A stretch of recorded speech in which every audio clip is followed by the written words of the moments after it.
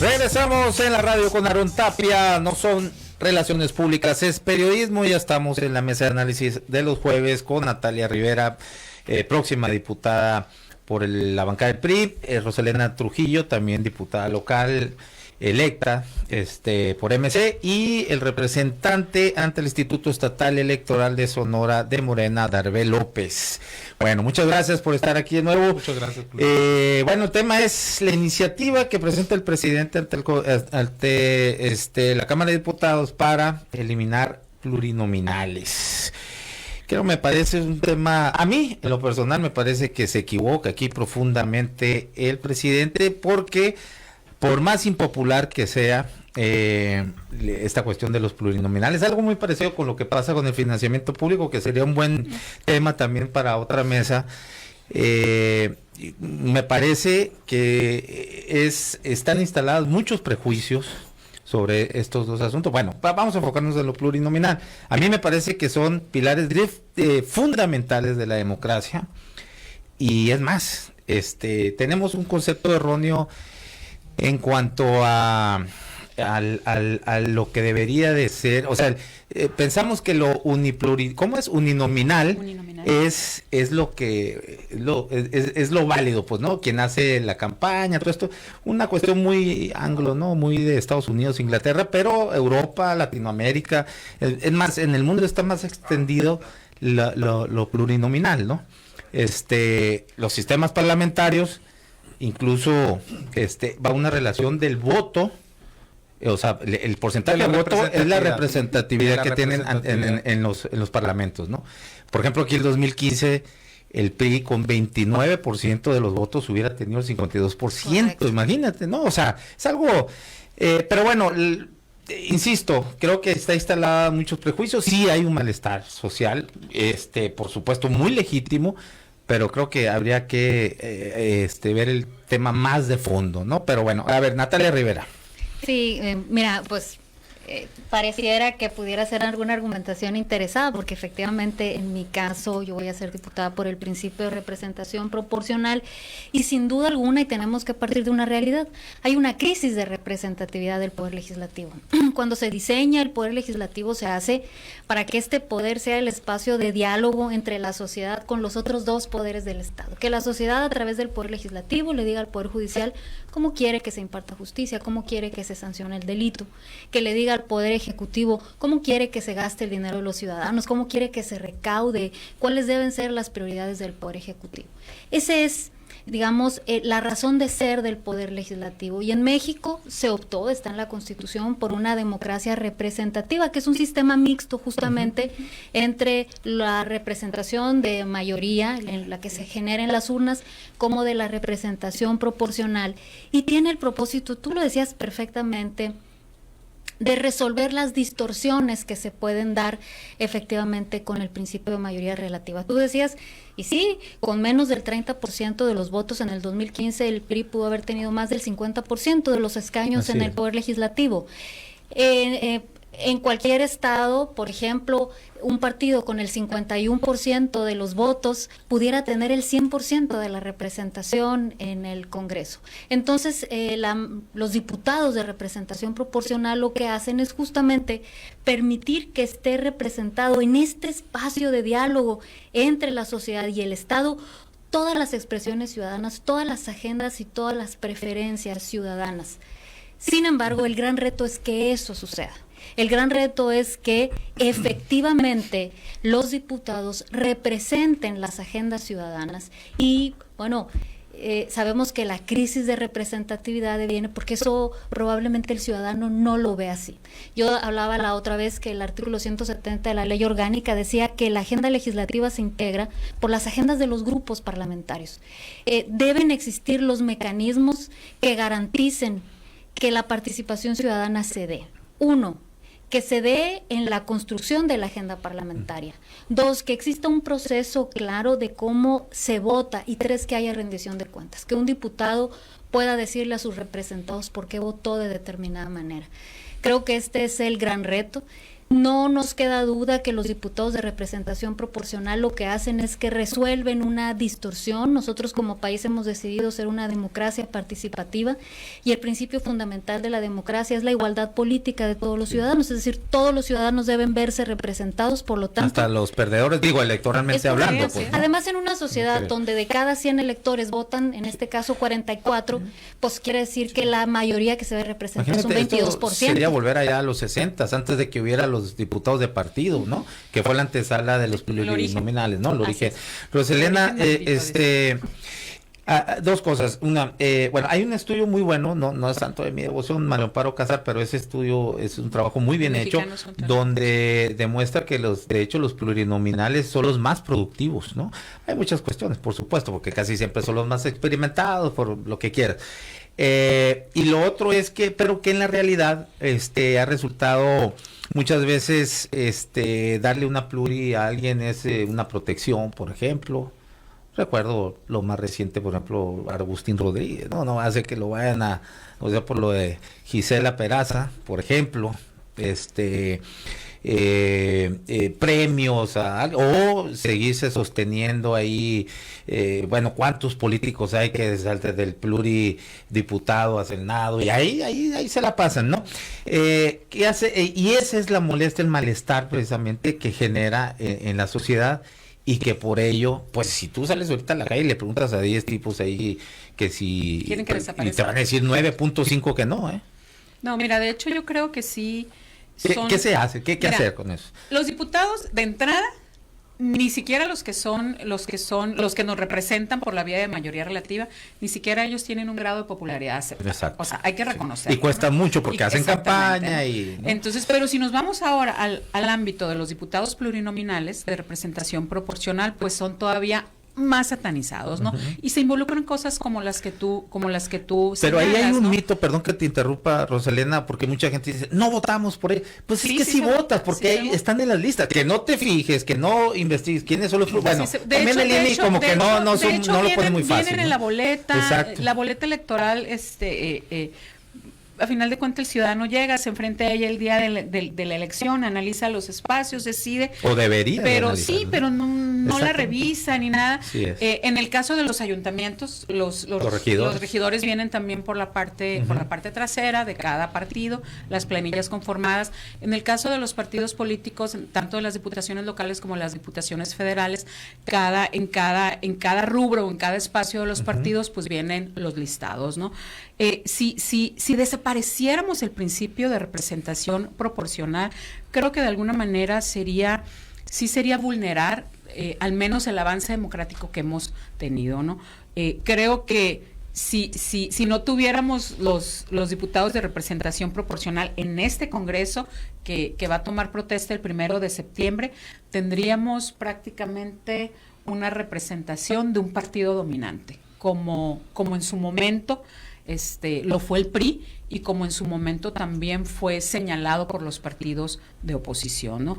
Creo que hay que buscar que la votación sobre los diputados plurinominales pudiera ser un tanto diferente. Inclusive creo que también demanda que los institutos políticos tengan mecanismos muy transparentes para la designación de sus listados plurinominales, que mucho de eso es lo que se presta a todo este tipo de comentarios tan impopulares, ¿no? Porque de repente ven los listados de representación proporcional y dicen, no, pues va la fulanita o el fulanito, porque es pariente, porque es primo, porque le deben, porque etcétera, etcétera, etcétera. Sí se presta mucho a esto, ¿no?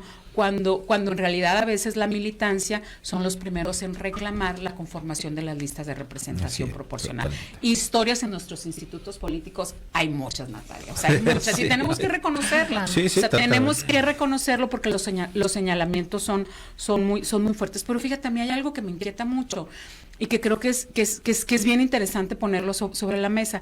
El principio de la representación proporcional tiene que ver con cómo en esta democracia participativa y cómo en este sistema de representación haces que los votos de las minorías electorales, o sea, de quienes perdieron, de quienes no ganaron, tengan una representación en el legislativo, ¿no? Ese era así como el principio, ¿no?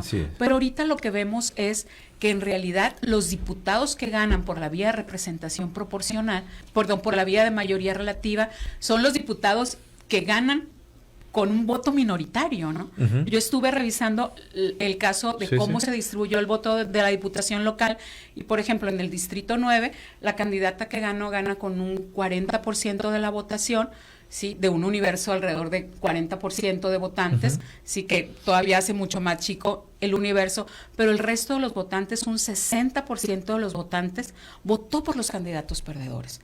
Entonces, ¿cómo le hacemos para que esos estén Imagínate acá desaparecer, pues, ¿no? La representación plurinominal. Lo que sí creo, y ahorita Natalia decía algo que para mí es fundamental, ¿cómo le hacemos para que los diputados, por las dos vías, tengan una actividad legislativa transparente, y productiva, evaluados, y que en realidad su desempeño legislativo esté a la vista de todos?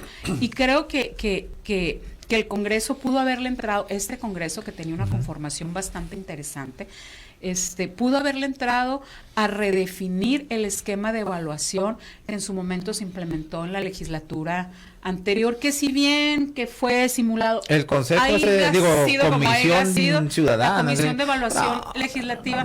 No, Roselena, pero espérame. Que estaban aquí en Aquiles Fuentes, Mariana Carreras, mira, yo me recuerdo que yo no me refiero a que ese modelo hubiera seguido, que sería importante haber retomado, porque ya está en la legislación. Porque mira, yo recuerdo que estaba dando el informe de ese año, de un periodo, era de un año legislativo, estaba Aquiles Fuentes en un medio de comunicación dando los informes y hablaba de las faltas, de quién había sido más, quién había metido más iniciativa, babosadas de esas. Y en otro medio de comunicación, específicamente en el de Juan Carlos Zúñiga, estaban presentando algo que le llamaron, a ellos les gusta la gasolina, los gastos que tenían millonarios en gasolina, cabrón. Entonces, o sea, cuando aquí se hablan de cositas de veras,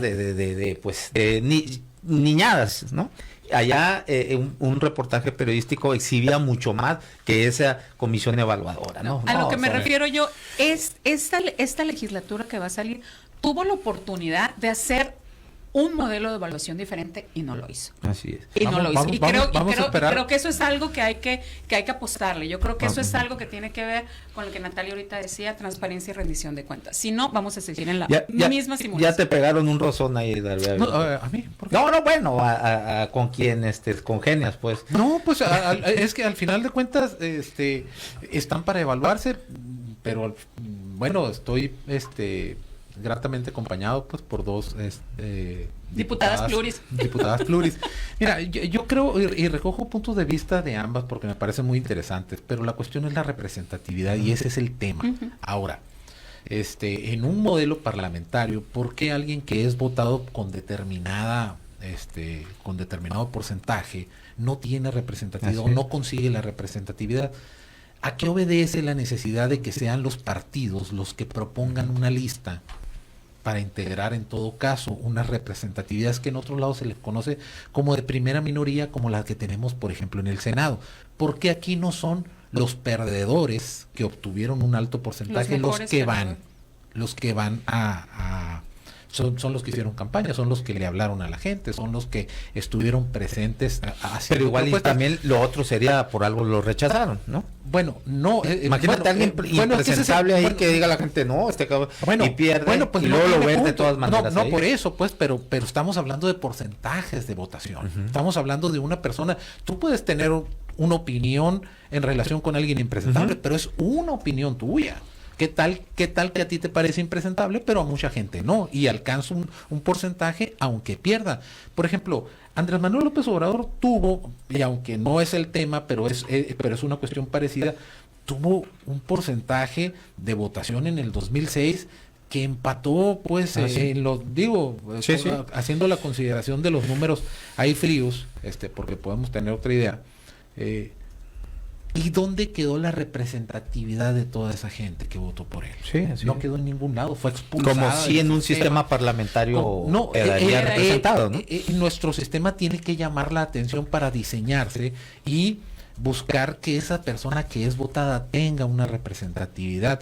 Si tú estás en una contienda para gobernar el estado y no lo gobiernas porque quedaste muy abajo en la votación, pues ese es un llamamiento de atención. Nuestra ley lo debe prever. Pero si gran cantidad de habitantes del estado te votan, ¿en dónde están esos proyectos, esas ideas, todas esas propuestas que traes? Bueno, se debe de abrir un espacio precisamente para que dirija la Cámara, por ejemplo. Debería ser una de las personas que estaría ahí. A eso se llama provocar la representatividad. Esta reforma a mí no me asustaría tanto. Yo creo que incluso lo que debería de hacerse es introducir la figura de la primera minoría en la Cámara de Diputados. Hasta la segunda vuelta en este contexto es bueno, analizable, ¿no? No, es que es analizable toda la reforma. Yo creo que cada propuesta, aquí la complejidad es bastante. O sea, se trata de una reforma constitucional, es decir, son disposiciones constitucionales las que prevén el diseño de nuestro sistema y son las normas secundarias las que la vienen haciendo pedazos, pero sobre todo yo creo que son los partidos en la injerencia esa que tienen con las denominadas listas que prácticamente se convierten en concursos de apuestas, ¿no? Vamos a ver quién viene, oye, quién viene en primer lugar, en segundo lugar. Yo digo que eso pues no debería ser. Sí tienen responsabilidad los partidos de seleccionar a sus candidatos. Deben de proponer candidatos a los puestos de elección popular y que sea la gente la que elija la representatividad y que el diseño corresponda a eso. Mientras los partidos tengan la mano, eso no se va a acabar. Sí. O sea, no claro. es necesario engañarnos. Si son los partidos los que deciden, van a ser otros factores los que van a definir al final de cuentas la representatividad de eso, y la discusión de lo plurinominal no se va a terminar nunca. La representación proporcional va a obedecer a otros intereses y no necesariamente al elemento primordial que está en nuestra norma, que es el voto, el ejercicio de la decisión del ciudadano para votar a una persona. Claro, no lo podemos ver tan simple y tan superficial, requiere de una discusión muy puntual, sí, muy amplia. Y por supuesto que creo que eso es lo que tendría, para mí, lo primero que tendríamos que revisar y analizar. Ahora, no es la primera vez, ¿no?, que un presidente al menos anuncia o comunica que va a presentar una reforma electoral. Lo hizo. Ya se presentó, porque yo tengo mis dudas. Él habló, dijo que iba a presentar en junio dijo que lo iba a presentar, presentar, ¿no? y habló de que iba a presentar una reforma constitucional electoral para los pluris. Habló también de algo relacionado con Comisión Federal y reformas al sistema electoral. Pero así lo dejó. Voy a leer algunos comentarios genérico. aquí. La gente dice, lo malo, Ariel Ballesteros dice, lo malo de las pluris es que los designa la cúpula partidista, exacto. Pero los de mayoría relativa también. Sí, no igual, es exactamente lo mismo. Que la representación salga de los que quedaron en segundo lugar en las campañas. Así se evitará que los impresentables llegaran a las cámaras, y peor, sin campaña de por medio. Y luego por aquí Juan Pablo Reyes me dice, bueno, dice que porque estoy delante de dos pluris, pues yo ya ahora me pongo a favor. No, es más, yo tuve esta discusión por ahí en el 2008, una discusión pública, ¿no?, con Toño Estesaran, precisamente ahora el alcalde electo, cuando él era candidato al Senado, porque él y Leti Cuesta, que era su fórmula, traían ahí eso, eliminar pluris y el financiamiento público. Y en un medio, y en la mesa 4 contra 1, pues de hecho Marco era el productor en el noticiero de Juan Carlos Zúñiga, pues expuse precisamente todo este tipo de cuestiones, ¿por qué no era? Y tuve ahí un debatillo con él. Bueno, otro por aquí dice Alejandro Castrejón, plurinominales para que se protejan de la ley los corruptos funcionarios, dice, para que los verdes vendan las curules gente que ni sabe lo que hace un legislador, ya no son necesarios, pues no hay carros llenos del PRI y sí existe democracia y pluralidad. Pues bueno, es precisamente del malestar que es legítimo, ¿no?, de la ciudadanía, pero me parece que, bueno, pues si traes una infección en el vaso no vas a ir a que te lo amputen, ¿no? Jesús Manuel Herrera, el problema no son las diputaciones plurinominales, la bronca radica en la selección de las personas que ocuparán las listadas de prelación, es decir, no se seleccionan a los mejores perfiles, ya que el método aplicado es la selección cupular, comúnmente llamada el dedazo. Bueno, hay algunos otros comentarios, ahorita les doy lectura. Natalia, pues ¿qué se hace con con este malestar social, que, híjole, nos van a quedar un minuto a cada quien ya. ¿Qué hacer con esto para que...? Porque yo creo que estamos de acuerdo, por lo menos aquí en esta mesa, que desaparecer plurinominales no es la solución. Yo creo que es muy válido lo que plantea el licenciado Darbé. Creo que se vale este momento discutir y se vale replantearnos cuál es el tipo de representación que queremos. Pero por lo que estoy escuchando en los comentarios, y que además lo he escuchado constantemente, creo que la gran crisis es una crisis de representación, y eso es lo primero que hay que resolver. Porque si solo lo hacemos con con el primer perdedor o con el mejor perdedor, ¿qué va a pasar con los partidos más pequeños? Que si bien es cierto, no van a quedar en segundo lugar, si tienen agendas que en este concepto de igualdad de todos los ciudadanos merecen ser representadas. Creo que se pudiera avanzar hacia un planteamiento mixto, el Senado tiene un planteamiento mixto, yo creo que esto se vale discutirlo, pero mientras no resolvamos de fondo el problema de la representación, ¿cómo el representante de verdad lo es a la hora de diseñar las iniciativas, lo es a la hora de procesar el voto y lo es a la hora de dar cuentas de por qué votó o por qué empujó determinada iniciativa? El problema va a seguir. Creo que el gran reto, y Rosa Elena y tu servidora lo tendremos que afrontar a partir de septiembre, es cómo de verdad hacemos del poder legislativo ese espacio de interlocución entre la sociedad y los otros poderes del Estado. Muy bien, Rosa Elena. Yo creo que se vale hacer generar un diálogo sobre el tema. Creo que eso es muy necesario. Creo que es importante no únicamente una reforma electoral respecto a los plurinominales, y no creo que la idea sea desaparecerlo, pero sí generar una serie al menos de límites muy viables sin que se vulnere esta parte de la representación de los partidos más chicos. Pero yo también creo que la reforma electoral debe de abarcar un poco la vida interna de los partidos, ¿no? Que creo que mucha de la molestia está ahí en las formas de designación, en las formas en cómo se generan los listados. Creo que sí hay un trabajo muy interesante y muy importante en relación con ello. De entrada, yo te voy a decir, en este proceso electoral, una de las cosas que generó mucho ruido al interior de los partidos fue esta acción afirmativa del INE respecto a que las listas de pluris deberían de venir integradas y encabezadas por mujeres, ¿no? O sea, fue una aquelarre al interior de los partidos. Inclusive hubo partidos que se inconformaron en muchos estados, pero bueno, generó creo que al menos una parte muy importante, y hoy vamos a tener un congreso con una mayoría muy significativa de mujeres. Muy bien, Darbé López. Yo creo que insisto en que el punto tendría que ser la cuestión de la representatividad. Miren, al final de cuentas, si el diseño corresponde a la posibilidad de que los partidos sigan metiendo mano, muy difícilmente podemos modificar estas circunstancias. No nos vamos a ir por la superficialidad de que todos los partidos son corruptos y que todos los partidos hoy siempre... No, eso no va a abonar a la discusión. Lo que tenemos que analizar es el diseño. Y si en el diseño es factible que sea el ciudadano votado aquel que eventualmente pueda llegar a la Cámara por cualquiera de la vía que eventualmente pudiera proponerse, eso para mí creo que sería lo ideal. Creo que esa discusión por ahí podría ser encaminada y así a grosso modo lo podemos orientar de esa manera. Bueno, pues muchas gracias. Yo cerraría concluyendo con que, insisto, hay prejuicios instalados, pero también hay un malestar social muy legítimo, y yo esperaría que los partidos atiendan la fuente de ese malestar social y no sigan alimentando el prejuicio instalado. Pues ahí con eso yo cerraría. Bueno, me despido, muchas gracias. Esto fue en la radio con Aarón Tapia. No son relaciones públicas, es periodismo.